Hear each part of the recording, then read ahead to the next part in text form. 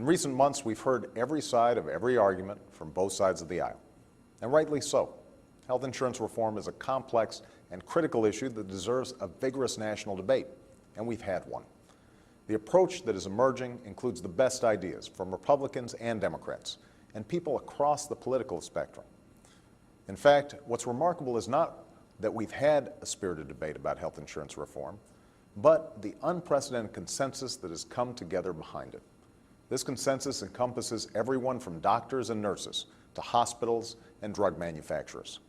And earlier this week, Governor Arnold Schwarzenegger of California and New York City Mayor Michael Bloomberg came out in support of reform, joining two former Republican Senate Majority Leaders, Bob Dole and Dr. Bill Frist, himself a cardiac surgeon. Dr. Louis Sullivan, Secretary of Health and Human Services under President George H.W. Bush, supports reform, as does Republican Tommy Thompson, a former Wisconsin governor and Secretary of Health and Human Services under President George W. Bush. These distinguished leaders understand that health insurance reform isn't a Democratic issue or a Republican issue, but an American issue that demands a solution. Still, there are some in Washington today who seem determined to play the same old partisan politics, working to score political points, even if it means burdening this country with an unsustainable status quo. A status quo of rising healthcare costs that are crushing our families, our businesses, and our government. A status quo of diminishing coverage that's denying millions of hardworking Americans the insurance they need. A status quo that gives big insurance companies the power to make arbitrary decisions about your health care. That's a status quo I reject, and that's a status quo the American people reject.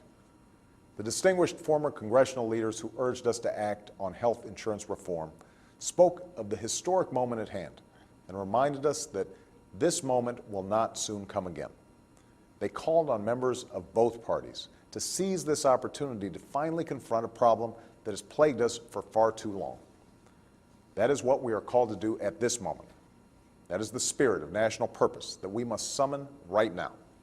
Now's the time to rise above the politics of the moment. Now's the time to come together as Americans. Now's the time to meet our responsibilities to ourselves and to our children and secure a better, healthier future for generations to come. That future is within our grasp. So let's go finish the job. Thanks.